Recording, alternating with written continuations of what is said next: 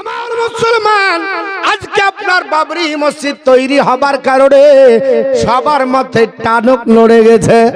ওরে বাবারে মুসলমান, এত দিতে পারে, এত দিতে পারে, না বলতে যেন বৃষ্টিতে বন্যা হয়েছে। আপনার ইট রাখার জায়গা নাই। আপনার স্করপিও গাড়ি যাকে আপনার বলা হয়েছে, এত ভিআইপি গাড়িতে বিয়ে হয়, আপনার বলা হয়েছে ভালো ভালো আপনার মানুষ চলে। আর বৃদ্ধ বলছে, হুজুর আমার এখন ইট ক্যারিতে বেঁধে নিয়ে যান, কারণ কিয়ামতের দিন যেন বলতে পারি আল্লাহ আপনার বলা হয়েছে পৃথিবীর জমিনে ওই আপনার অযোধ্যার মাটিতে যে মসজিদ ছিল, পৃথিবীর জমিনে ওই মসজিদটাকে ধ্বংস করার পরে 500 বছরের পুরাতন মসজিদ 33 বছর পরে আবার যে আপনার মুর্শিদাবাদে তৈরি হলো, এটা ইতিহাস আবার নতুন ভাবে জীবিত হলো। এই ইতিহাস টিকিয়ে রাখার জন্য আমার একটা ইট যেন লেগে যায়। এই ইটটা যদি লেগে যায় কিয়ামতের দিন আল্লাহর দরবারে জানো আমি বলতে পারি, মাবুদ গো আমি একটা ইট দিয়ে মসজিদকে রক্ষা করেছি। মুসলমান, একটা ইট আপনার দিয়ে সাহায্য করে মানুষ মহাব্বত দেখালো, এখানে আপনার বাধা দিবেন না। মুসলমান কে করলো ওটা দেখবেন না, কি করলো ওটা দেখেন, কে করেছে ওটা দেখার দরকার নাই, কি করেছে ওটা দেখেন। যদি আল্লাহর ঘর হয় ওটা দেখেন, অসুবিধা নাই। কারণ নবী আমার বলেছে, সাহাবারা রাজুলুন কালবুন মুআল্লাকুন ফিল মসজিদ, আল্লাহর আপনার বান্দা বান্দি যার হৃদয় মসজিদের সঙ্গে লেগে যায়, আমার আল্লাহ তাকে আরশের নিচে জায়গা দেয়। আল্লাহর ঘরের সঙ্গে আপনার মহব্বত হবে গো, আরশের নিচে জায়গা হবে। এটা একটা আপনার বলে হয়েছে নবী পাকের জবান। আর আজকে বর্তমানে মসজিদের বিরোধিতা অনেকে করছে, খবরদার করবেন না। সাহায্য না করতে পারেন আপনি বলে হয়েছে আপনি মুখ বন্ধ করবেন, যারা করছে তাদেরকে করতে দেন, আবেগ যারা আছে আবেগটাকে প্রকাশ করতে দেন। মুসলমান পৃথিবীর জমিনে আপনারা জানেন ওই অযোধ্যার মাটিতে বলবীর যে সর্বপ্রথম 1982-93 সালে ওই আপনার বাবরি মসজিদের উপরে জুতো পায়ে দিয়ে ওঠার পরে শাবল দিয়ে ভেঙে চলো, ওই লোকটা পৃথিবীর জমিনে ভালো নয়। ওরা আপনার 1 সপ্তাহ পার হয়নি আল্লাহ পাক প্রস্রাবের দাঁত দিয়ে আপনার রক্ত বের করিয়ে দিয়েছিল, শেষ পর্যন্ত পাগল হয়ে আপনার বলা হচ্ছে দিল্লির জামে মসজিদে গেছিল। ওই দিল্লির জামে মসজিদের ইমাম ডাক দিয়ে বলেছিল, শোনো পৃথিবীর যখন তারা ধরে তখন আপনার জামিন হয়, আর আল্লাহ ধরলে জামিনের রাস্তা নাই। বলবীর পৃথিবীর জমিনে তোমাকে আল্লাহ গ্রেফতার করেছে, অন্য কোনো উপায় হবে না। সেই দিল্লির জামে মসজিদের আপনার ব্যাপার বলে সিঁড়িতে দাঁড়িয়ে বলবীর তওবা পড়ে চলো এবং কালমা পড়ে মুসলমান হয়ে পৃথিবীর জমিনে অনেক মসজিদ তৈরি করে দিয়েছে। আর আজকে পৃথিবীর জমিনে সেটা মুর্শিদাবাদের মাটিতে দেখিয়ে দেওয়া হলো। মুসলমান, আপনি আল্লাহর ঘর তৈরি করবেন, মসজিদে নামাজ হবে, কারণ নামাজিরা যখন নামাজ পড়বে আল্লাহর কাছে দোয়া করবে, মাবুদ আমি ওই ঘরে বসে তোমার নামাজ পড়ি যে ঘর মাটি থেকে মিশিয়ে দেওয়া হয়েছিল। আজকে আপনারা বাবা পৃথিবীর জমিনে একটু শুনে যাবেন, দুটি কথা বলি। আমরা মুসলমান, আমরা কাউকে অন্যায় করি না, অথচ আমাদেরকে বলতেছে এরা নাকি আপনার আতঙ্কবাদী, এরা নাকি সন্ত্রাসীবাদী, এরা নাকি মন্দির ভেঙে মসজিদ করেছে। খোদার কসম করে বলি কোন আলিম পারবে না, মন্দির ভেঙে মসজিদ হবে, ওই ঘরে নামাজ হবে। পৃথিবীর কোন ইতিহাস প্রমাণ করতে পারবে না, কোনো মুক্তি ফতোয়া দিতে পারবে না যে যদি কোনো জায়গাতে মসজিদ থাকে আর পাবলিক যদি বলে ওটা আমার জায়গা, আমার জমি, তাহলে ওই জায়গাতে নামাজ হবে, মৌলানা সাহেব হবে। যদি আপনার জমিন পড়ে যার আপনি যদি দাবি করেন শরীয়ত বলছে নামাজ হবে না, তো যদি জমিন পড়ে যে মুসলমানের জমি দাবি করলে নামাজ যদি না হয়, তাহলে অপরের জুলুম করে জমিতে দখল করে মন্দির ভেঙে মসজিদ যদি বানায় নামাজ হবে? এটা অসম্ভব। হাদিসের খেলাফ কখনো হতে পারে না, কোরআনের খেলাফ। হ্যাঁ, দাবাত দিতে পারেন, তবে দাবাত কোরআনের ভাষায় দিতে হবে। ওইরা সাবিলি বিল হিকমা আল মাউইজাতিল হাসানা। তোমরা যাকে ডাকবে ধর্মের দিকে সুন্দর সুন্দর বাক্য বলে, ভালো ভালো কথা বলে ডাকো। কারণ তুমি যখন ডাক দিবে তাকে বুঝাতে হবে, কিন্তু জোর পূর্বক করা যাবে না। ভারতবর্ষের মাটিতে যে মুঘল সাম্রাজ্য 750 বা 800 বছর ধরে ভারতকে শাসন করলো, ওই আপনার শাসকদের বিরুদ্ধে আঙ্গুল তুলে বলা হয় যিনি ভারতবর্ষের মাটিতে শেষ শাসক, নাম হলো বাদশাহ আওরঙ্গজেব আলাই রহমাত রিদওয়ান, যাকে জিন্দা পীর বলা হয়, ওলিয়ে কামির বলা হয়, আল্লাহর আপনার খাস বান্দা বলা হয়, যিনি কোনোদিন কোষাগার থেকে অন্যায়ভাবে টাকা নিয়ে নিজের জীবিকা নির্বাহ করতেন না। তিনি জীবিকা চালাতেন, তোর সারা দিন ধরে টুপি সেলাই করতেন, আর টুপি সেলাই করা পয়সা দিয়ে নিজের সংসার চালাতেন, কোষাগারের টাকা নিতেন না। অথচ সেই লোকটার বিরুদ্ধে বলা হলো ও নাকি মন্দির ভেঙে মসজিদ করেছে। কোথায়? আপনার বলা আছে সেই বেনারসের মাটিতে একটা মসজিদ আছে, জ্ঞানবাপী একটা মসজিদ আছে, যে মসজিদটি তৈরি করেছিল যে লোকটি, তার নাম হচ্ছে ব্রাহ্মণ রামলাল। ইতিহাস জানে না, ইতিহাসকে ঢাকা চাপা দেওয়া হয়। ওই মসজিদটা কে তৈরি করেছিল? আল্লাহর মহানবী বাদশাহ আওরঙ্গজেব মন্দির ভেঙে মসজিদ করেছিল না, এটা ভুল কথা, ইতিহাস ভুল বলছে। যদি আপনি ইতিহাস জানেন ভালো করে, তা আপনার মন্দির ভেঙে মসজিদ নয়, মসজিদটি যিনি বানিয়েছিলেন একজন হিন্দু ধর্মাবলম্বী বানিয়েছিলেন। কে বানিয়েছিলেন? আমাদের নেতা। নামাজ পড়া তো দূরের কথা, মসজিদে কোন পা আগে ভরতে হয় ওটাও জানে না। ঠিক না বেটি? বাম পা ভরে না ডান পা ভরে জানে না। আর বিচার ওকে ছাড়া হয় না। আল্লাহর আপনার বান্দা বাদশাহ আওরঙ্গজেব, তিনি গোটা ভারতবর্ষের শাসক ছিলেন, বাদশাহ ছিলেন, কিন্তু শুধু বাদশাহ নয়, 34 বছর তাহাজ্জুদের নামাজ কাজা নাই। হে মুসলমান, শুধু তাই নয়, তিনি ওই দিল্লির জামে মসজিদের ইমাম, যিনি ইমামতি করে। বলেন ইমামের যদি ভুল থাকে, ইমামের পিছনে ইক্তেদা কেউ করবে? বাপ, আমি যদি আপনাকে ভুল ডিসিশন দিই, আমার উপর ফতুয়া পড়ে ইমাম তারা, কারণ ইমামতি তিনি করবেন যিনি সবার প্রিয় হবে। ঠিক না বেঠিক বাবা? ইমামতি করেছেন দিল্লির জামে মসজিদের, অথচ তিনার বিরুদ্ধে আঙ্গুল থেকে বলা হয় ইনি নাকি মন্দির ভেঙে মসজিদ করেছে। ইতিহাস ভালো করে জানান। আল্লাহর মহানবী হযরতে আপনার বলে আছে বাদশাহ আওরঙ্গজেব রাহমাতুল্লাহ আলাইহি, যিনি 5 ওয়াক্ত নামাজ এমন করে পড়তেন, কোনদিন নামাজ তিনি কাজা করেননি। কারণ নবী আমার বলেছে সাহাবারা, 3টি জিনিসের যদি হেফাজত করো, আমি রাসূলুল্লাহ তোমাকে বললাম তুমি আল্লাহর ওলি হয়ে যাবে। জোরে বলো সুবহানাল্লাহ। সাহাবীরা বলল ইয়া রাসূলুল্লাহ, নবী গো ওই 3টি জিনিস কি? আমার নবী বলছেন, হযরত আনাস থেকে বর্ণিত, ক্বালা সালাসুন মান হাফিজাহুন্না ফাহুয়া ওয়ালিউন হাক্কান। 3টি জিনিসের হেফাজত করলে আল্লাহর ওলি হয়ে গেল, আল্লাহর বন্ধু হয়ে গেল। ওয়া মান জায়্যাহুন্না ফাহুয়া আদুন হাক্কান। 3টি জিনিসকে নষ্ট করলে আল্লাহর দুশমন হয়ে গেল। এই 3টি জিনিসের মধ্যে প্রথম নাম্বার হলো, 1 নাম্বার as-সালাত, নামাজের হেফাজত করো, আল্লাহর ওলি হয়ে যাবে। নামাজ নষ্ট করলে আল্লাহর দুশমন হবে। 2 নাম্বার ওয়াজ আপনার বলে হাজে, 2 নাম্বার আপনার ওয়াসাউমা, আপনার রোজার হেফাজত করো, আল্লাহর বন্ধ হবে। রোজা নষ্ট করলে আল্লাহর দুশমন হবে। 3 নম্বরে আল্লাহর নবী বলল সাহাবারা, 3 নাম্বার হলো ওয়াল জানাবাতা, গুপ্তাঙ্গের হেফাজত করো, আল্লাহর ওলি হয়ে যাবে। গুপ্তাঙ্গ নষ্ট করলে, কারণ বেহুরমতি করলে, যদি ব্যবহার ভালো না করো, যদি গুপ্তাঙ্গের দ্বারাতে জেনা হয়ে যায়, আল্লাহর দুশমন হবে। জোরে বলুন আস্তাগফিরুল্লাহ। আমার নবী অপর জায়গায় বলেছে 6টা জিনিসের গ্যারান্টি দাও, আমি রাসূলুল্লাহ জান্নাতের গ্যারান্টি দিব। হাদিস কোরআন না জানলে হয় না, সবাইকে আপনার নেতা বানানো হয় না। যিনি নেতা হবেন, নেতৃত্ব জনগণের কল্যাণমূলক দিবে। নবী বলছেন নেতার জায়গা আল্লাহর আরশের নিচে হবে। নবী বলছেন ইমামুল আদিল, জাসরুলার যিনি হবে, ন্যায়পরায়ণ শাসক যিনি হবে, জনগণের কল্যাণ যিনি করবে, ওই নেতার নেতৃত্বে যদি জনগণের কল্যাণ হয়, ওই নেতার জায়গাটা আল্লাহর আরশের নিচে হবে। বর্তমান যুগে কত কেলেঙ্কারিতে যুক্ত তার ঠিক নয়, আর এরা বলছে আমরা দেশ চালাবো। এরা বলছে আমরা দেশ চালাবো।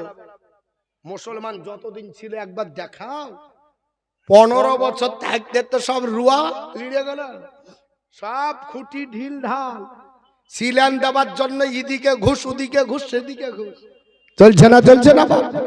হ্যাঁ, 15 বছর টিকে না 1500 বছর থাকবে। আমার বন্ধুগণ, বলার উদ্দেশ্য হলো এই পৃথিবীর জনগণেরা, আমরা আপনাদের কাছে বলে যাই, আপনি শুনে রেখে দেন 6টা জিনিসের গ্যারান্টি যদি দেওয়া যায়। আল্লাহর নবী বললেন জান্নাতের গ্যারান্টি দিব। হাদিসটি হযরতে আবু হুরায়রা বর্ণনা করতেছেন। নবীকে ডাক দিয়ে বলেন, ইয়া রাসূলুল্লাহ, আপনি বলুন। নবী বললেন, আকফিলু বিসিদ্দিন, আমাকে 6টা জিনিসের গ্যারান্টি দাও। আকফিলু লাকুম বিল জান্নাহ, আমি তোমাদের জান্নাতের গ্যারান্টি দিব। কুলতু মা হিয়া ইয়া রাসূলুল্লাহ, ওগো নবীজি এই 6টা জিনিস বলে দিন। আমার নবী সোনার জবানে বললেন, এ সাহাবীরা, 1 নাম্বার কলা সালাত, 1 নাম্বার হলো নামাজ। নামাজের গ্যারান্টি দাও। আমি রাসূলুল্লাহ জান্নাতের গ্যারান্টি দিব। নামাজের গ্যারান্টি যদি না থাকে জান্নাত তোমার জন্য হবে না। 2 নাম্বার নবী বললেন, ও আপনারা বলে হ্যাঁ চল যাকাত, যাকাতের গ্যারান্টি দাও। আমি রাসূলুল্লাহ জান্নাতের গ্যারান্টি দিব। 3 নাম্বার নবী বললেন, ওয়াল আমানাতা, আমানতের গ্যারান্টি দাও। আমানত কাকে বলে বাপ? 10 টাকা যদি রাখা হয় 10 টাকার হিসাব দিতে হবে। আর কোটি টাকা কোন জায়গায় রেখেছে পাত্র মেরে ফ্ল্যাক্সে পর্যন্ত পাওয়া যায়। কোথায় রেখেছে? টাকা রাখার জায়গা নাই, ব্যাংকে নিবে না তো বাথরুমের ফ্ল্যাক্সে ভাই। এ হলো নেতার কাজ। আর ওই নেতা বলছে হাম চালাएंगे, হাম চালাएंगे। আরে বাদশা औरंगजेब টুপি সেলাই করে দেশ চালিয়েছে, আর তুমি টুপি সেলাই করে না, তুমি টুপি চুরি করে বিক্রি করে তুমি দেশ চালাবা, চাকরি চুরি করে দেশ চালাবা, কোটা লুণ্ঠন করে শেষ করে দিলে তুমি দেশ চালাবা। তুমি তো কলঙ্ক ভারতবর্ষের মাটিতে। আপনার বলে আছে যারা দেশ চালিয়েছে এদের আপনার ইতিহাস আমাদের জানা আছে। যারা আপনার বলে আছে বাদশা औरंगजेबের আপনার বিরুদ্ধে বলে, এর আপনার জানা নাই যে ইনি কত বড় আল্লাহর প্রেমিক আবিদ বান্দা ছিলেন। আমানতের গ্যারান্টি দিতে হবে। 4 নাম্বার ওয়াল জানাবাতা, জানাবাতের গ্যারান্টি দাও গুপ্তাঙ্গীর। 5 নাম্বার হলো ওয়াল বাতনা, পেটের গ্যারান্টি দাও। পেট ইন্ডিয়ান গেট না, হালাল খাবার দিয়ে পেট ভর্তি করতে হবে, ইবাদত হবে। বাদশা औरंगजेबের কথা বলছিলেন যে তিনি পৃথিবীতে আপনার পেট ভর্তি করেছেন হালাল খাবার দিয়ে। আল্লাহ বলেছেন, ইয়া আইয়ুহাল্লাযিনা আমানু কুলু মিন তাইয়্যিবাতি মা রাযাকনাকুম, হে আমার বান্দা বান্দীরা তোমরা পেট ভর্তি করো, আমি আল্লাহ যে খাবারটা তোমাদেরকে হালাল হিসাবে দিয়েছি, হালাল রুজি দিয়েছি, হালাল রুজি দিয়ে পেট ভর্তি করো। করার পরে কি করো? ওয়াশকুরু লিল্লাহ, আল্লাহর শুকরিয়া আদায় করো। ইন কুনতুম ইয়্যাহু তা'বুদুন, যদি তোমরা আমি আল্লাহরই ইবাদত করো। আর এখন কার ইবাদত করছে? হ্যাঁ, আল্লাহ এত দেয় তার নাম নাই তো বলছে যে আমাদের দিদি সব দিল গো, সবুজ সাথী দিদির, সাইকেল দিদির, বেকার ভাতা দিদির, বার্ধক্য ভাতা দিদির, লক্ষ্মী ভান্ডার দিদির, মৌলানার বেতন দিদির, সব দিদির। আমার কই? আপনার কই? সব বালু কিনছে 10,000 টাকা সেফটি দিয়ে, বলছে সব দিদির। এক সেফটি বালি কিনলে আপনার মতো ভাতা 5 মাস দিবে, অসুবিধা কিসের? কত দাম? কোন দিক থেকে লেয় আমরা আপনারা বুঝতে পারি না। সব জিনিসের দাম বাড়ছে আর আমরা বলছি যে দিচ্ছে। শুনেন, কান এদিক দিয়ে ধরা হয়, এদিক দিয়ে ধরা হয়, ডাইরেক্ট না ধরে একটু পিছন থেকে ধরলে বুঝাও নাই। হৃদয়ের মাঝে একটাই বাসনা, যাবো আমি সোনার মদিনা। জোরে হবে না? সুবহানাল্লাহ, সুবহানাল্লাহ, আরো জোরে বলতে হবে সুবহানাল্লাহ। আরে হৃদয়ের মাঝে একটাই বাসনা, যাবো আমি সোনার মদিনা। আমরা সকলে, আমরা সকলে নবীজির দিওয়ানা, যাবো মহরা সোনার মদিনা আশায় আছে সম্বল যে নাই নেই দিয়া আমার কোন সফিনা আশায় আছে সম্বল যে নাই নেই দিয়া আমার কোন সফিনা থাকে তো যদি থাকে তো যদি দোটি ডানা ওড়ে যেতাম সোনার মদিনা আমরা সকলে না বিজির দিওয়ানা চাহব মারা সোনার মদিনা ইমারণ দিও গো মদিনার মাটিতে লাগি এ পাক রাব্বানা ইমারণ দিও গো মদিনার মাটিতে লাগি এ পাক রাব্বানা মুখেতে দরদার মুখেতে দরদার সালামের নজরানা নিয়ে যাব সোনার মদিনা আমরা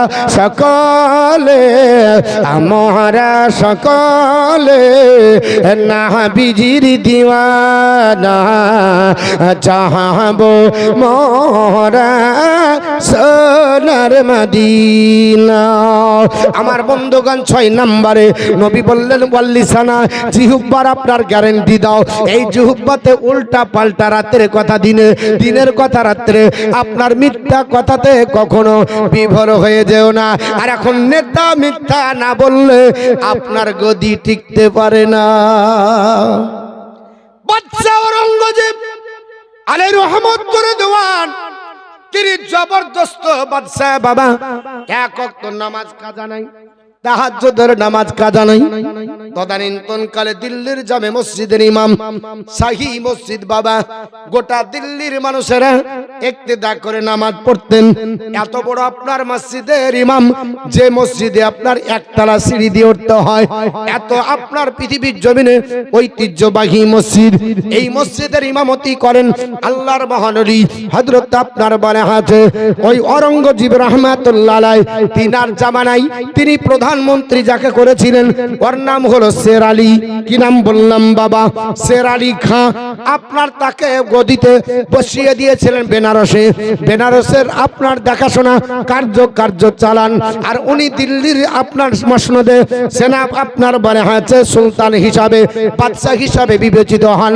একদিনের ঘটনা বাবা যে মসজিদের কথা বলা হয় ওই মসজিদের কথা মন্দির ভেঙে নয় ওই মসজিদটা করে দিয়েছিলেন ব্রাহ্মণ রামলাল ওটা বলার জন্য আমি আপনাদের কাছে বলি ওই দেশে আপনার প্রধানমন্ত্রী শের আলী খান আপনার বেরিয়ে গেল আসরের নামাজের পরে প্রজাদের অবস্থা বোঝার জন্য শের আলী খান বেরিয়ে দেশের হালচাল বোঝায় ঘোড়ার উপর আরোহণ করে দেশ ভ্রমণের জন্য বেরিয়েছে হঠাৎ করে আসরের নামাজের পরে একজন 14 বছরের যুবতী মেয়ের সঙ্গে দেখা হলো ওই মেয়েটার নাম হলো আপনার শকুন্তলা ভালো করে ইতিহাস পড়বেন মেয়েটার নাম হলো শকুন্তলা মেয়েটাকে দেখতে বড় লাবণ্যময় চেহারা ছিল সুন্দরী আপনার ছিল দেখতে খুব টল ফিগার ছিল দেখতে লাবণ্যময় চেহারা ছিল আল্লাহর নবী সোনার জবানে বলেছেন এ আমার যুবক জওয়ানেরা আমার আপনার সাহাবারা তোমরা শুনে রেখে দাও রাজুলুন তালাবা তিমরাতুন জাতিন মানসুবিন জামানিন ফাকওয়ালা ইন্নী আখাফুল্লাহ যদি কোনো সম্ভ্রান্ত ঘরের মহিলা দেখতে লাবণ্যময় হয় চেহারার অধিকারী হয় সৌন্দর্যের অধিকারী হয় মেয়েটা যদি হাতছানি হাতছানি দিয়ে ডাক দেয়, এসো যুবক আমার সঙ্গে যৌন খোদা মিটিয়ে নাও। যুবক যদি বলি না না না, আমি তোমার সঙ্গে জেনা করব না, আপনার দেখা করব না, আলিঙ্গন করব না, তোমাকে দেখা করলে আপনার বলে হাঁচা আমার জেনার গুনাহ হবে। কারণ হাতের গুনাহ জেনার হয়, পায়ের জেনা হয়ে যায়, চোখের জেনা হয়ে যায়, কানের জেনা হয়ে যায়, সব মিলে ইনপুট করার জেনা হয়। পৃথিবীর জমিনে আল্লাহর নবী বলেছে তোমরা বলবে ইন্নী আখাফুল্লাহ, আমরা আল্লাহকে ভয় করছি বলে পালিয়ে দাও। বলে হুজুর গো পালিয়ে গেলে কি হবে? নবী বলছে আল্লাহ তোমার আরশের নিচে জায়গা বানিয়ে দেবে। আপনার শেরালি খাঁ হাদিস কোরআন আপনার জানতো না, মেয়েটাকে দেখতে ভালো লেগে গেল, জুলুম করে ডাক দিয়ে বলল, এরে যুবতী তোমার বাড়ি কোথায়? বলে আমার বাড়ি পার্শ্বের গ্রামে। নাম কি? বলে শকুন্তলা। বাপের নাম বলে ব্রাহ্মণ রামলাল। এরে মেয়ে তুমি তোমার বাবাকে বলবে আগামীকাল যেন আমার ওই আপনার মন্ত্রীলয়ে তোমার আব্বা জানে হাজির হয়, আর যদি না বলো জোর করে তোমার বাপকে উঠিয়ে নিয়ে যাওয়া হবে, জুলুমবাজি করা হলো। নবী বলেছি ক্ষমতার জোরে জুলুমবাজি যদি করে জালিমদের জায়গাটা জাহান্নামে যাবে। তারা জালিম করা, জালিমগিরি চলবে না, জুলুম করা যাবে না।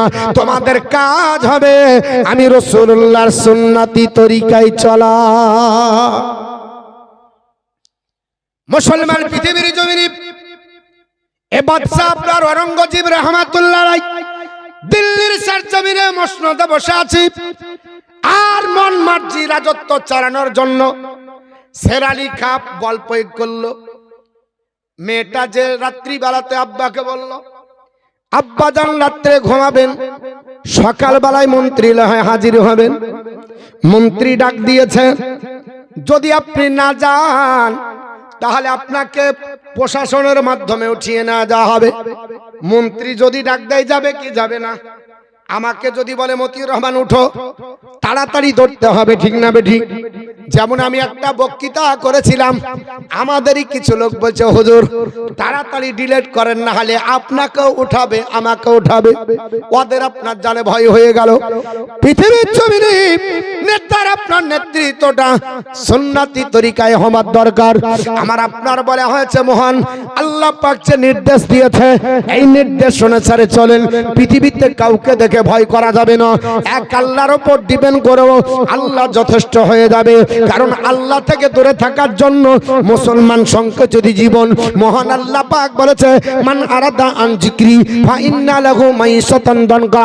আল্লাহ পাকের বান্দা বান্দি আল্লাহ থেকে যখন দূরে সরবে, আল্লাহর জিকির থেকে যখন সরে যাবে, সংকোচিত জীবন হবে। মুসলমান এখন সংকোচিত জীবন, আল্লাহ থেকে অনেক দূরে আমরা। পৃথিবীর জমিনে শেরালি খাঁ আপনার বল প্রয়োগ করে চলো।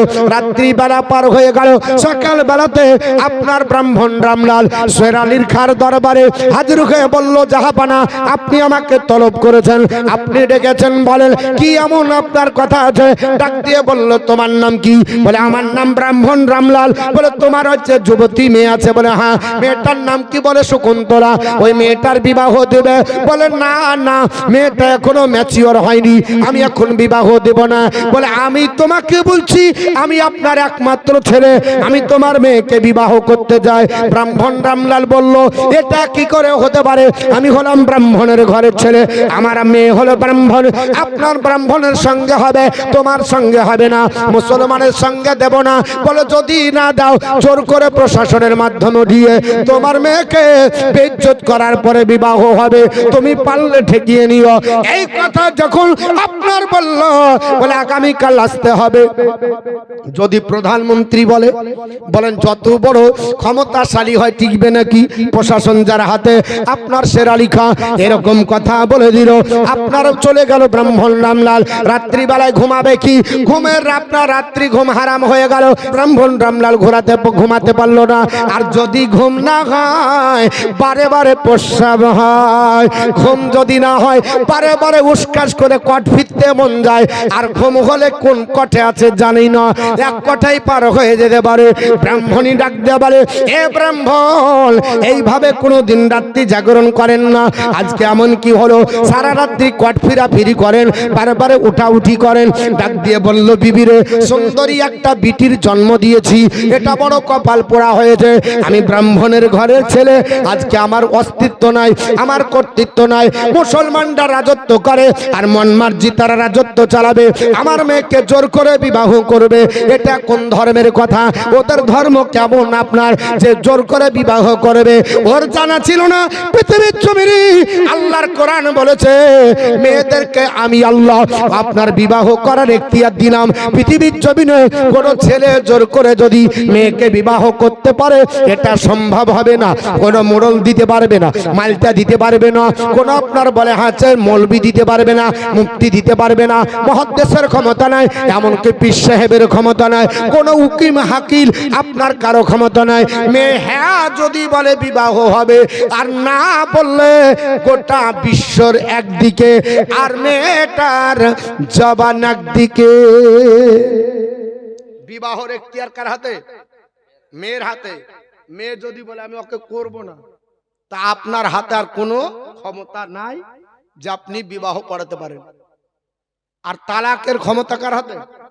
মেয়ের হাতে লাই, ছেলের হাতে। কিন্তু বর্তমানে উল্টিয়া, এখন মেয়ের হাতে তালাক। গত কয়েকদিনের কথা, এক মেয়ে 3 তালাক দিয়েছে। আগে শুনছিল যে কাগজে ডিভোর্স দিছে, ডাইরেক্ট বলেছে তোকে 1 তালাক 2 তালাক 3 তালাক। এখন বলছে যে হুজুর কি করব, আমার বউ আমাকে তালাক দিয়েছে, তখন কোথায় যাব, কি করে নেওয়া যায়? আমি বললাম কটা দিয়েছে, মজাক করে বললাম। তো বলছে হুজুর একটাও রাখেনি, সব দিয়ে দিয়েছে। কটা দিয়েছে বলো? ছেলেটা কান দিয়ে যা যা, কটা দিয়েছে বলো? বলে হুজুর যা ছিল সব দিয়ে দিয়েছে। বলো কটা দিয়েছে? বলে 3টে দিয়েছে। 3টে দিয়েছে? হ্যাঁ। তো তুমি কি করবে? বলো 3টে দেওয়ার পরে ও আলাদা, এখন আমি আলাদা, এখন কি করবো বলেন হুজুর, একটু ফাইসালা করেন। আমি বলছি 3টা কেন? যদি 3000 দেয় তাও হবে না। বলে কেন? বলে ওর হাতে আল্লাহ এখতিয়ারই দেয়নি, যদি ওর হাতে আল্লাহ এখতিয়ার দিত দিনে 3 বার করে দিত। হ্যাঁ, ওদের যা রাগ, মেয়ে ছেলের যা রাগ, যদি ওদের হাতে তালাকের ক্ষমতা থাকতো বাপ দিনে 3 বেলা দিত। এমনি উঠতে বসতে বলে তোমার বাড়িতে থেকে হাল্লার চলে গেল, ই বাড়ি থেকে কবে যে যাবো, ই বাড়ি থেকে কবে যে যাবো। যদি এই ক্ষমতাটা থাকতো ওরা থাকতো না, বা দিনে 3 বেলা করে দিত আর হাঁটতো, ঠিক না? ঠিক বাবা। আমার বন্ধুগান বলার উদ্দেশ্য হলো পৃথিবীর জমিনে শুনে রেখে দেন, আপনার বলে হয়েছে মেয়েদের ক্ষমতা আমার আল্লাহ বিবাহর দিয়েছে, তালাকের ক্ষমতা আপনার ছেলেদের হাতে দিয়েছে। পৃথিবীর জমিনে সেরা লিখা জোর করে বিবাহ করবো বলেছে। তদানীন্তনকালে আপনার ব্রাহ্মণ রামলাল ডাক দিয়ে আপনার বলল, এ বিবি, আজ আমার মেয়েটাকে আমি কেমন করে তুলে দিতে পারি, এটা আমার জন্য সম্ভব নয়, এর জন্য রাতের ঘুম হারাম। বিবি শোনার পর কান্না করে, এই কান্নার আপনার আওয়াজটা শকুন্তলার কর্ণকাহরে পৌঁছে গেল। মা কেন কান্না করে, আব্বা কেন কান্না করে, গুটি গুটি পাই তাদের কাছে এসে জানতে পারলো, আব্বা জান, মা জান কেন কান্না করো বলো? ও মা তুমি শুনিও না? বলে না, বলতে হবে। শকুন্তলা যখন আপনার বলল, ব্রাহ্মণ রাম বলতে বাধ্য হয়ে গেলেন। ব্রাহ্মণ রামলাল বলল, এ বেটি, আজ তোমার মতো সুন্দরী মেয়েকে জন্ম দিয়ে বড় ভুল করেছি। মুসলমানের প্রধানমন্ত্রী শের আলী খান তোমাকে দেখে বিবাহ করার জন্য জোর করেছে। ব্রাহ্মণ রামলালের কথাই শকুন্তলা ডাক দিয়ে বলে, আব্বা জান, তবে আপনি কি বলেছেন? বলে আমি কিছু বলতে পারিনি, আমাকে আগামীকাল ডেকেছে, যদি না যাই মা প্রশাসনের মাধ্যমে তুলে নিয়ে গিয়ে বিবাহ হবে। মেয়েটা ছিল খুব বুদ্ধিজীবী। মেয়েটা ডাক দিয়ে বলল, আব্বা জান, আপনি সকাল বেলাতে তাড়াতাড়ি গিয়ে 1 মাস সময় নেবেন। বলে ঠিক আছে বিবাহ দিব, তবে 1 মাস সময় দাও, কারণ আমার মেয়ে একমাত্র কন্যা, বিবাহ দিতে গেলে আমারও তো কিছু লাগবে। আপনার বলে হ্যাঁ এই চালাকি করে এসো, আর বাকিটা আমি বুদ্ধিটা আপনার ছানছি। ও মুসলমান, পৃথিবীর জমিনে মেয়েটার বুদ্ধি নেবার পরে বাপ বলল কি করে হবে, 1 মাস পরেও তো সেই একই শক্তি প্রয়োগ হবে। বলে না না, আপনি 1 মাস টাইম নিয়ে আসেন। আপনার ব্রাহ্মণ রামলাল আসলো, আসার পরে শেরালি খাঁকে বলল, এ শেরালি খাঁ, 1 মাস সময় দেন, আমি যেহেতু আমার মেয়ের বিবাহ দেব, আমার অন্তত পক্ষে কিছু তো দরকার হবে, আমি মেয়েটাকে সাজাবো, একটা গয়না পাতি দিব। আল্লাহর আপনার বান্দা আপনার ব্রাহ্মণ রামলাল যখন বলল, সঙ্গে সঙ্গে শেরালি এটা মেনে নিল। 1 মাস যেতে কয়েকদিন বাকি, আপনার বলা হয়েছে মেয়েটা বলল, আব্বা জান আমাকে একটু সময় দেন, আমি দিল্লিতে চলে যাব।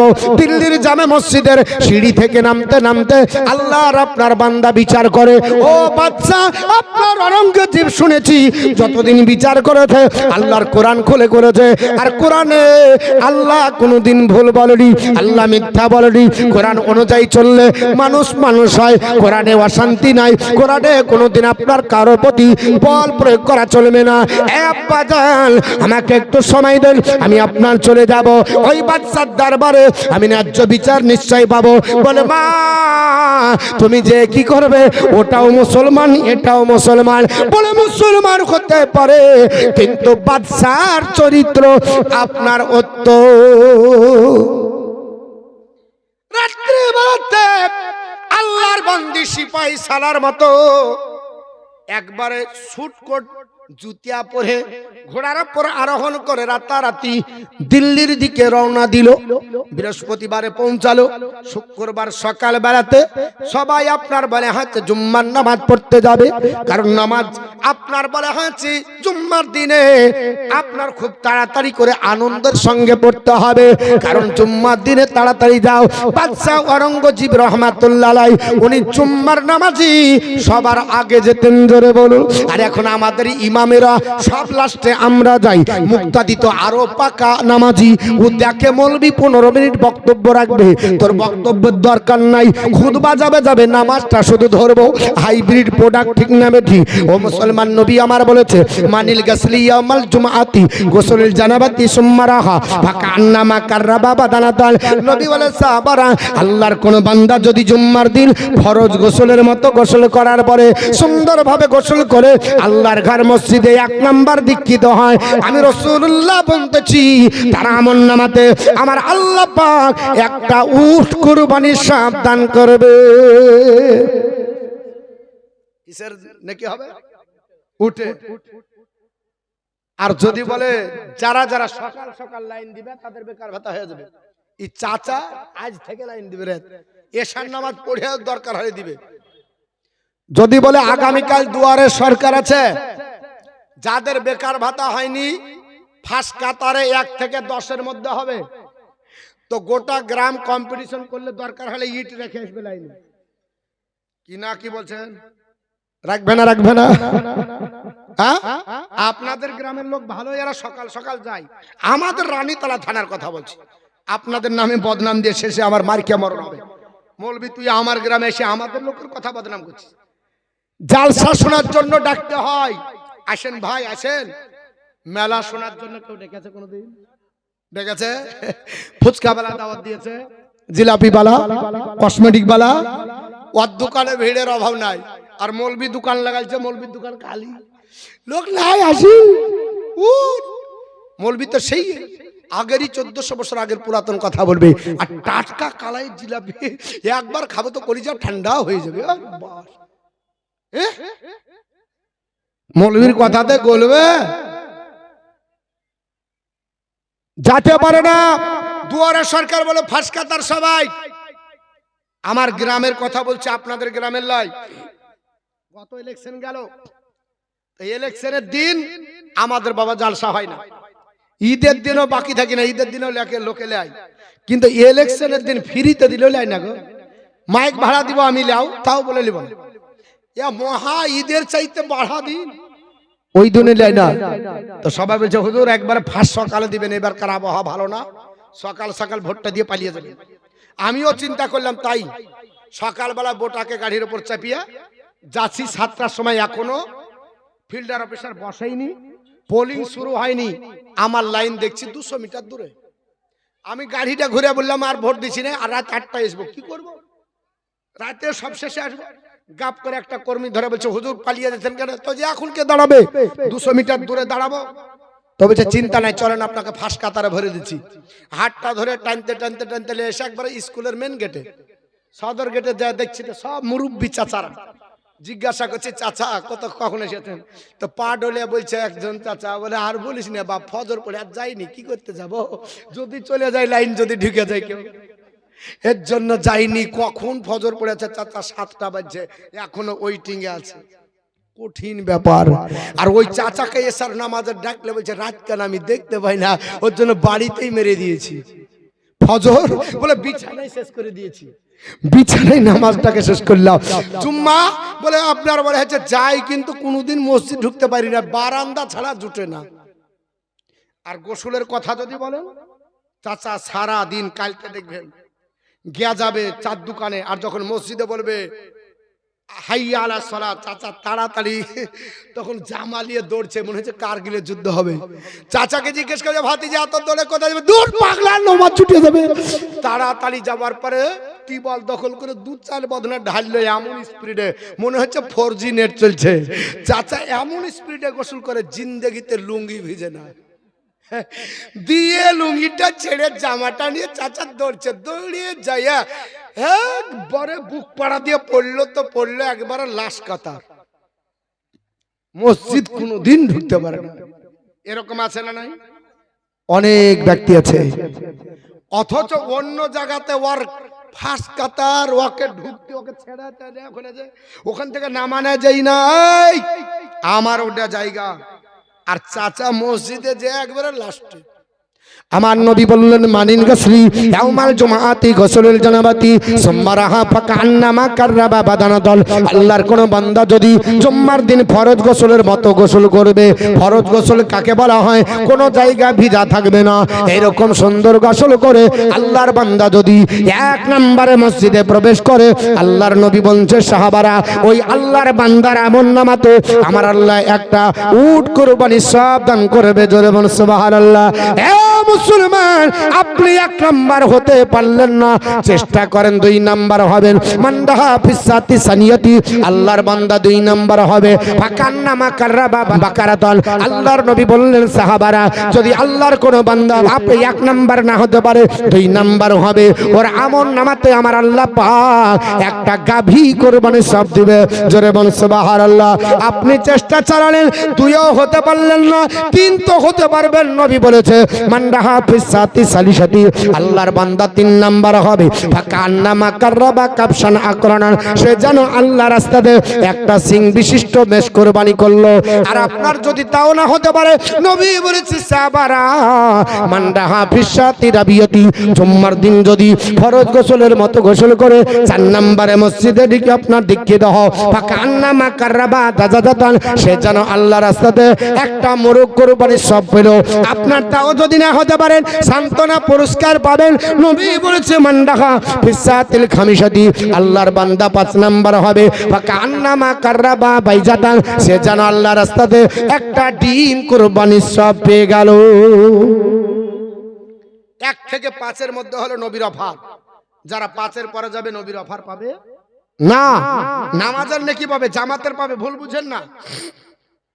জামাতের নেকি পাবে, নামাজের নেকি পাবে, কিন্তু নবীর অফার পাবে না। নবী যে 1 থেকে 5 নাম্বার অফার দিয়েছে, এটা পাবে না। তো বলে হুজুর অফার কি করব, নামাজই তো পড়িনি। হ্যাঁ, একজন বিশিষ্ট বক্তা হযরত আল্লামা মাওলানা মারহুম আবুল কাসেম সাহেব, উনি নামাজের বক্তৃতা করছেন। 1 ওয়াক্ত নামাজ করলে তার নামটা জাহান্নামের দরজা লিখে দেয়। কমেডি যায়, হুজুর আমরা জালসা করছি আমাদের বিরুদ্ধে, 1 ওয়াক্ত নামাজ পড়লে কাজা করলে আর তো জাহান্নামে যেতে হবে, টাকা দিয়ে এসেছি এমনি নাকি? তো উনি বলছেন যে বাপ তোমরা নামাজ পড়ো? বলছে না, আমরা কোনোদিন পড়ি না। তো পড়ই না তো তোমার তো কাজা কি? তোমার তো কাজাই হয় না। 5 ওয়াক্ত পড়তে পড়তে 1 ওয়াক্ত ছেড়ে দিলে কাজা। আর তোমার জিন্দেগিতে কোনোদিন কালি পড়েনি বলে না, তো কাজাই তো হয় না, তো নামাজ পড়ে না, আবার ওরা বলছে আমাদের দিল চাঙ্গা, বলছে না বুঝলি, নামাজ না পড়তে পারি দিল চাঙ্গা, নামাজ না পড়তে পারি ইমান পাকা, বলে না বলে না। হ্যাঁ, আবার অনেক ব্যক্তি বলে যে হুজুর পড়বো পড়বো পড়বো, দাঁড়ান কবে, তো বলছে দাঁড়ান বিটিটার বিয়ে দিয়ে নিতে একবার লাগবে। আচ্ছা, ওর বিটির বিয়ে দিতে যাবে এই গ্যারেন্টি আছে? আপনারা আমরা যারা এসেছি, এই যে মোবাইল চালাচ্ছেন, এই যে মোবাইল চালাচ্ছেন, এই যে ডেকোরেটর চালাচ্ছে, লাউড স্পিকার আছে, মাইক আছে, সব জিনিস দেখবেন বিভিন্ন কোম্পানি আছে, তো কোম্পানির আপনার বলে হচ্ছে ওই প্রোডাক্টের উপর একটা কার্ড থাকে, ওটা গ্যারেন্টি কার্ড আর ওয়ারেন্টি কার্ড থাকে না, থাকে না? 2 বছর গ্যারেন্টি, 3 বছর ওয়ারেন্টি, 2 বছর গ্যারেন্টি, 5 বছর ওয়ারেন্টি থাকে না? খারাপ হলে ঘুরিয়ে দিবে, আর যদি 3 বছরের পরে খারাপ হয় তাহলে সারিয়ে দিবে। আপনি আমি যে এসেছি, আল্লাহ পাককে আমাদেরকে একটা গ্যারেন্টি কার্ড ঝুলিয়ে দিয়েছিল যে মরবি তোর 60 বছর গ্যারেন্টি আর 90 বছর ওয়ারেন্টি, তোর 60 বছরের মধ্যে তুই মরবি না, আর 90 বছর ওষুধপাতি খায়াত চলবি, এরকম গ্যারেন্টি ওয়ারেন্টি কার্ড আছে বাপ। তো গ্যারেন্টি ওয়ারেন্টি কিছু নাই, কোথায় গ্যারেন্টি? মৌলবি তুই বক্তব্য দিয়ে নামতে পারবি, ওরও গ্যারেন্টি নাই। ইউটিউবে দেখলাম এক বক্তা বক্তব্য দিতে বলছে তাড়াতাড়ি তোমরা লাইভ এই বাল্ব নিভাও, বাল্ব নিভাও করতে করতে করতে আপনার বলা হয়েছে স্টেজে মারা গেলেন, ইন্তিকাল করলেন। তো আপনার বলা হচ্ছে বক্তৃতা করতে পারবে আর গ্যারান্টি আছে? তাহলে আমরা এই জীবনে বড়ই করে লাভ আছে? হ্যাঁ, সারা জীবন ধরে নামাজ কাজা করলে লাভ হবে? কিয়ামতের দিনে এক ওয়াক্ত নামাজের হিসাব দিতে গিয়ে জান খারাপ হবে, যে এক ওয়াক্ত নামাজ কাজা করবে নবী বলছে তার নামটা জাহান্নামের দরজায় লিখে দেওয়া হবে। আর আমরা আপনার ঘুমাই, আমাদের ঘুম ভাঙে না। কেমন করে ঘুমা তুমি ফজর করে কাজা,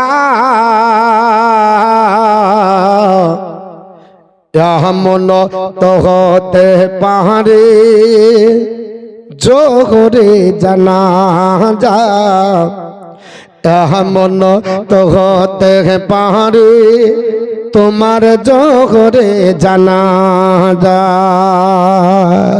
মুসলিম হয় না জন্ম নিলে মুসলমানের ঘরে, কাফের মুমিন তফাতটা নামাজের পরে, কাফের মুমিন তফাতটা নামাজের পরে।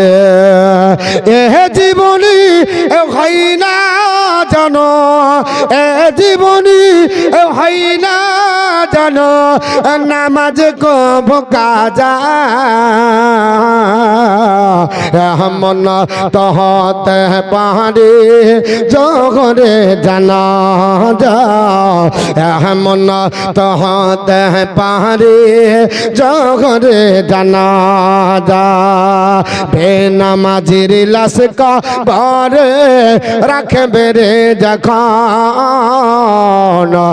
মাটির চাপে পাজরের হাড় ভাঙবে রে তখন।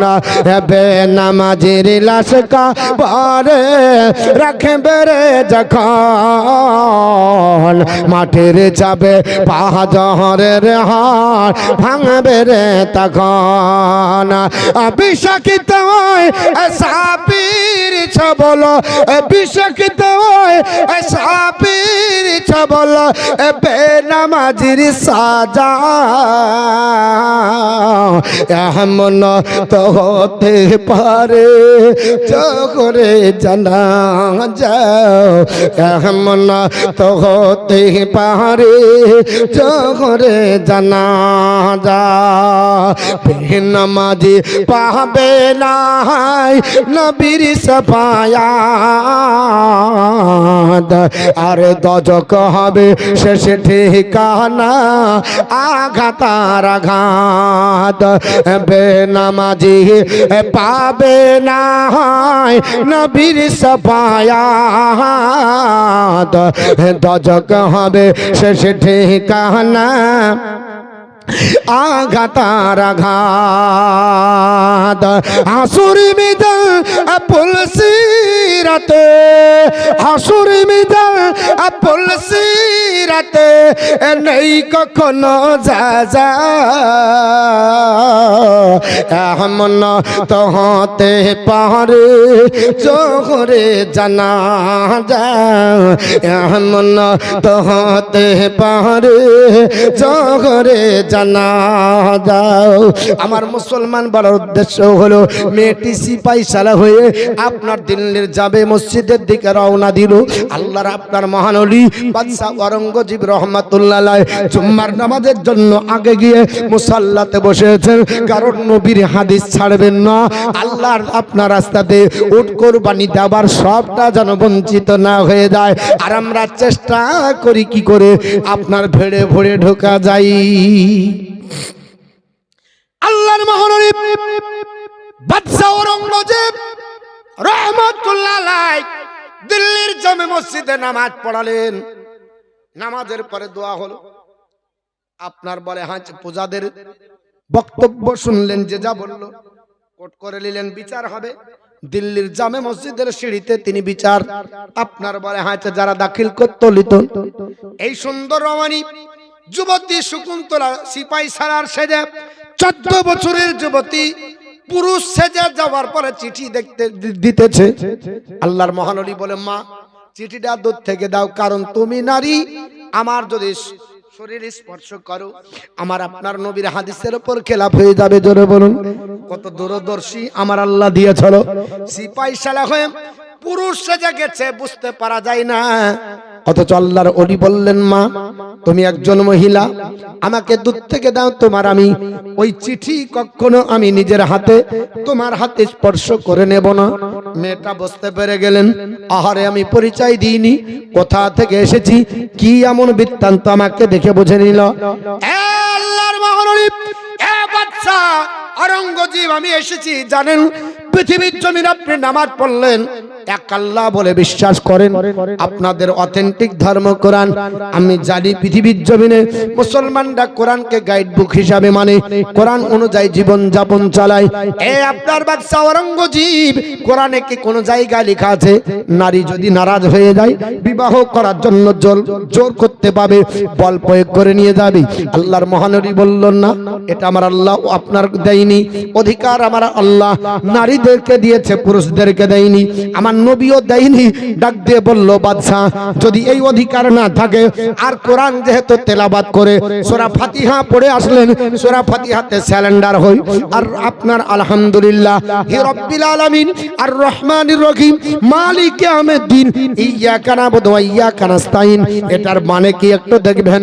সমস্ত প্রশংসা আল্লাহর জন্য, যিনি রহমান, যিনি রহিম, দয়ালু, দাতা বলি বা অনেক আপনার তরজমা আছে, আবার বলতে গেলে দেরি লেগে যাবে।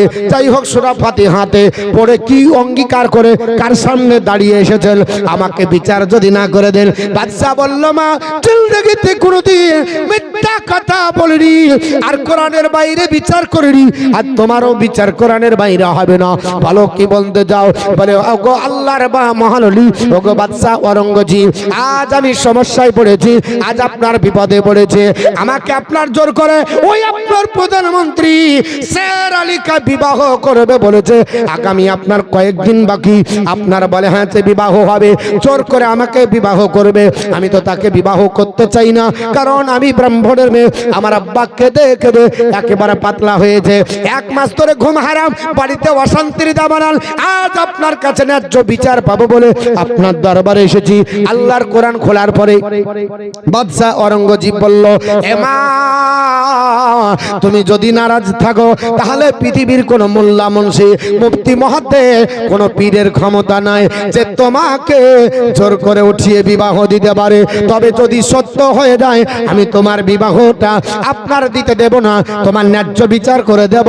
আপনার সারা রাত্রি মেয়েটাকে আপনার একটা কামরা দিলেন, সুন্দর করে গোসল করতে দিলেন, খাইয়ে দাইয়ে মেহমানি করে রাত্রি বেলায় বলল কিছু টাকা নিয়ে যাও। যাবার পর অমুক দিন আপনার বেলা 10টার সময় ওই রাজপ্রাসাদে যাবে, আর আমি এই অধম আপনার গুনাহগার আল্লাহর বান্দা বাদশা অরঙ্গজীব ওইখানে যে বিচার করব এখানে বিচার হবে না, তবে বিয়ের পিড়িতে তুমি বসবে, বাপকে তুমি বোঝাবে, মাকে বোঝাবে, ভুল বুঝে যেন তোমরা না যাবা এরকম করবে না। ওইখানে যাবে, বিয়ের পিড়িতে বসবে, আর আমি বিয়ের পিড়িতে আমি বাদশা অরঙ্গজীব, আমি আল্লাহর গোলাম, আমি আল্লাহর আপনার দাস, আমি নবীর গোলাম, বিচার করতে যদি না পারি, এ মা তোমাকে বললাম এই দেখো এক গ্লাস পানি এখন থেকে পান করব না, আমি তোমার বিচার করে তোমার বাড়িতে এক গ্লাস পানি খেয়ে আসবো। নারায়ে তাকবীর, নারায়ে তাকবীর, নারায়ে রিসালাত। ইয়া রাসূল। মাওলানা মতিউর রহমান সাহেব জিন্দাবাদ।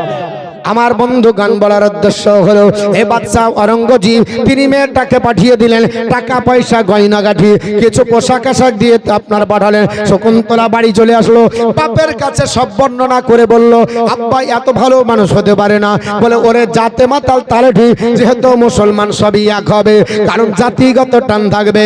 উনি বললেন শোনেন, টান থাকতে পারে কিন্তু মুসলমানরা এত আপনার কোরআন হাদিস মানে এরা কোরআন হাদিস বিপক্ষে থাকবে না, কারণ পৃথিবীর জমিনে সবার মহব্বত এক পাল্লায়, আর কোরআন হাদিসের মহব্বত অপর পাল্লায়। মুসলমানের জন্য কোরআনের মহব্বতের পাল্লা বেশি ভারী। এরা জীবন দিতে পারে, ইমান দিতে পারে না, এরা জান দিতে পারে, ইমান দিতে পারে না, বেটা দিতে পারে, ইমান দিতে পারে না, বিবিকে আপনার বিয়ে করতে পারে, ইমান দিতে পারে না, নিজের সন্তানকে তিম বানাতে পারে, আপনার ইমান দিতে পারে না। এর জন্য কত ইতিহাস আছে। যাই হোক বাবা, লম্বা ঘটনা। বিবি আপনার বলে হাতে শকুন্তলা চলে গেল, বাপকে বোঝানো হলো, মাকে বোঝানো হলো, নির্দিষ্ট টাইমে আল্লাহর ওলির কথা মোতাবেক সুন্দর পোশাক পরিধান করে বাদশা আপনার বলে হাঁচে বলে দিয়েছে ফর্মুলা অনুযায়ী বাদশা আপনার বলে হাঁচে শেরালির দরবারে আপনার চলে যাচ্ছে বেনারসে, রাজপ্রাসাদে বসে পীর আপনার পিড়িতে বসেছে আল্লাহর ওলি বাদশা অরঙ্গজীব রহমাতুল্লাহ আলাইহি। রাজকীয় পোশাক ত্যাগ করলেন, আপনার ফকিরের পোশাক পরে নিজের মুখটা ঢেকে ছিঁড়া একটা জামা, ছিঁড়া আপনার বলে হাঁচে পরনের পায়জামা, এগুলো পরে একটা ঝুড়ি দিয়ে একটা আপনার ফাটা থাল নিয়ে ভিক্ষা করার জন্য বাদশা চলে গেলেন ওই মন্ত্রী লয়ে আপনার শেরালির দরবারে বসে গেলেন দরজার কাছে। এ আল্লাহর বান্দারা, আমি একজন সাইল, আল্লাহর কোরআন বলেছে ও আম্মা সাইলা ফলা তানহার, ফকিরকে তোমরা দূর করে দাঁড়াবে না। কে আছো গো? আজ শুভ দিনে তোমাদের দরবারে দ্বারস্থ হয়েছি, আল্লাহর ফকিরকে ঘুরিয়ে দিও না। বাদশার দরবার থেকে মন্ত্রী মহোদয় ডাক দিয়ে বলে ফকির চলে যা, দুমুঠো খাবার খেয়ে চলে যা। এখন আপনার বলে হচ্ছে মন্ত্রী লয়ে আজ মন্ত্রীর বিবাহ হবে, অনেক আপনার আনন্দ ফুর্তি হয়। বাদশা অরঙ্গজীব বলে যিনি বিবাহ করবে ওনাকে বলেন আমাকে ভিক্ষা দিতে। আপনার বলে হচ্ছে শেরালি খা, কিছু টাকা দিল, দেখা ফকিরকে দিয়ে পাঠিয়ে দে। আপনার টাকা দিতে আসলো আল্লাহর মহানলি। বাদশা অরঙ্গজীব বলল না না, আমি কারো হাতের ফকির আমি ভিক্ষা নেব না, আমি এমন ফকির যিনি বিবাহ করবে তার হাতের ভিক্ষা ছাড়া আমি এখান থেকে লড়বো না। বাদশার আপনার বলে হচ্ছে দাবি ছিল এটা, আপনার বলে হচ্ছে শেরালি খা মনে মনে করে শুভ দিনে বাধা, ঠিক আছে দাঁড়া তোকে টাকা দিয়ে বিদায় করি। যেমনি টাকা দিতে যাবি আল্লাহর মহানবী সঙ্গে সঙ্গে গাপ করে হাত ধরে নিয়ে নিজের আপনার চেহারার নেকাব খুলে ডাক দিয়ে বলে হারামখোর, আমি তোকে প্রধানমন্ত্রী বানিয়েছি কোরআন হাদিসের বিরুদ্ধের জন্য, জুলুম করার জন্য, অন্যায় করার জন্য, আপনার বলে হচ্ছে জালিমিগিরি করার জন্য, পৃথিবীর জমিনে পূজাদের কষ্ট দেবার জন্য নয়, আমি আপনার পাঠিয়েছি জনগণের হক পৌঁছে দেবার জন্য, আমি তোকে পাঠিয়েছি আল্লাহর নবীর সুন্নাত জিন্দা করার জন্য। আমি আপনার পৃথিবীর জমিনে এটা কখনো বরদাস্ত করব না। তুই বিবাহ করার জন্য একজন নিষ্ঠুর নিরীহ, একজন আপনার বলে আছে গরিব, একজন অমুসলিমকে তুই আপনার জ্বালা যন্ত্রণা দিয়ে বল প্রয়োগ করবি, তোর মতো প্রধানমন্ত্রী দরকার নাই। আপনার তরবারি বের করে দিবালকে হাজার হাজার জনসম্মুখে ওই বেনারসের মাটিতে আল্লাহর মহানবী বাদশা অরঙ্গজীব রহমাতুল্লাহ আলাইহি দিয়ে ফুটবলের উড়িয়ে দিয়ে একদিকে ধর একদিকে আপনার বলে হচ্ছে কাল্লা পড়ে গেল। হাজার হাজার মানুষ থক হয়ে দেখলো, আহারে কে, এ তো ফকির দেখতে মনে হচ্ছিল। উনি বললেন ফকির না, আমি হলাম আল্লাহর ফকির বাদশা অরঙ্গজীব রহমাতুল্লাহ আলাইহ। আমি দিল্লির মসনদে বসে থাকবো আর মুসলমান অন্যায় করবে, আপনার বলে হচ্ছে জুলুমবাজি করবে, এটা আমার ইতিহাসের কলঙ্কের পাতা লেগে যাবে। না না, আমার যদি অন্যায় হতে দেব না। সেই দিন বাবা ন্যায্য বিচার করে চলো, সবাই থ হয়ে দেখে চলো। ওই বাদশার আপনার বিচারে সন্তুষ্ট হয়ে চলো। আপনার শকুন্তলার আব্বা ব্রাহ্মণ রামলাল নিয়ে গিয়ে বলল, হুজুর গো, আপনার বিচারে সন্তুষ্ট, তবে আমাদের বাড়িতে এক গ্লাস পানি পান করতে হবে। বাড়িতে নিয়ে যাওয়া হলো। আল্লাহর মহানবী বাদশা অরঙ্গজীব রহমাতুল্লাহ আলাইহ এক ঢোক পানি পান করলেন। পানি পান করার পরে আল্লাহর কাছে দোয়া করে বললেন, আল্লাহ, আমি একটা আপনার পৃথিবীর জমিনে পার্শ্ববর্তী একজন মুসলিমের হক পৌঁছে দিতে পেরেছি। আল্লাহ, তুমি আমার বিচার কবুল করে নাও। এই বলে দোয়া করলেন। আর ওই জায়গাতে থাকতে থাকতে আসরের সময় হয়ে গেল। আল্লাহর ওলি বললেন, আল্লাহ, যদিও ব্রাহ্মণের বাড়ি হয় কিন্তু হাকিকাতে মালিক তুমি। আমার নবী বলেছে, জালাত লিয়াল আরদি মসজিদান, গোটা পৃথিবীকে আমার আল্লাহ মসজিদ আমার উম্মতের জন্য বানিয়ে দিয়েছে। আল্লাহর মহানবী আসরের নামাজের জন্য ব্রাহ্মণকে ডেকে বললেন, ব্রাহ্মণ রে, আমি কোনোদিন নামাজ কাজা করি না, আমি নামাজ কাজা করি না, আমার মসজিদ অনেক দূরে। এ ব্রাহ্মণ, আমি তোর আপনার বাড়িতে আছি, তাই বলে তোর বাড়িতে আমি নামাজ পড়বো না তাই নয়, তবে যদি পাক জায়গা হয় দেখিয়ে দে। একটা পাক জায়গা দেখিয়ে দিল। আসরের ওযু করার পরে আল্লাহর মহানবী বাদশা অরঙ্গজীব রহমাতুল্লাহ আলাইহ বেনারসের মাটিতে 4 রাকাত আসরের নামাজ পড়লেন। এই দিন থেকে পৃথিবীর জমিনে এ আপনার ব্রাহ্মণ রামলাল বলেছিল, এত মহান ব্যক্তি, এত আপনার বলে আছে আল্লাহর পাগল ব্যক্তি, যে আল্লাহকে এক বলে মানে নবীর আদর্শের উপর চলে, ন্যায্য বিচার করে, এই লোকটার জন্য সম্মানার্থে যেখানে এক ওয়াক্ত নামাজ আপনার পড়ে গেল, আমি পৃথিবীতে টাকাওয়ালা যদি হয় একটা মসজিদ তার সিজদার জায়গায় আমি বানিয়ে দেব। তাই বেনারসে ব্রাহ্মণ রামলাল এই মসজিদটা বানিয়েছিলেন। আর এই হারামখোররা বলছে মন্দির ভেঙে মসজিদ করেছে। বুঝতে পেরেছেন কোথাকার জিনিস কোথায় লাগায়। বাপ, আমি আপনাদের কাছে বলবো, অহমদে ইহনার মাটে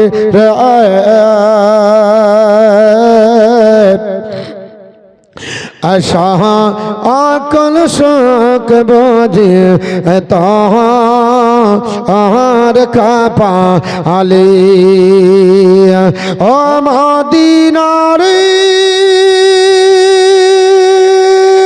তোর বুকে আমার নবী, যার প্রেমে পাগল সবই, যার তর হইল সৃষ্টি ত্রিভুবন।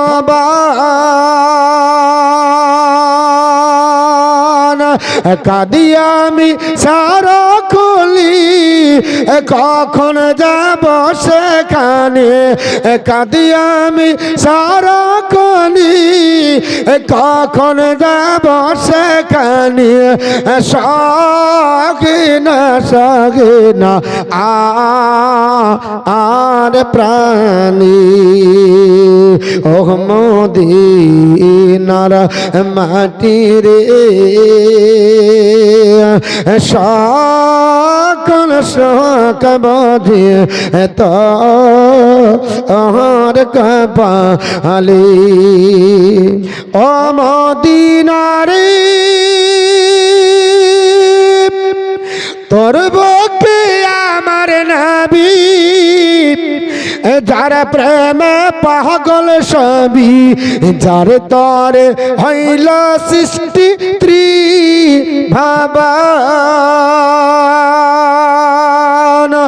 কাঁদি আমি সারা খুলি কখন যাব সেখানে কাঁদি আমি সারা খুলি কখন যাব সেখানে সখী না সগে না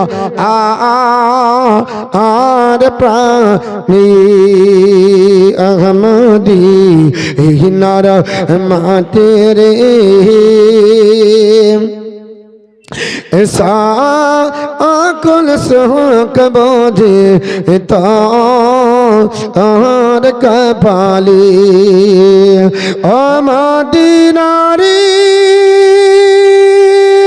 পাখি যদি হতাম আমি ওড়ে ওড়ে যেতাম আমি থাকতো না মনে কোনো জানতো না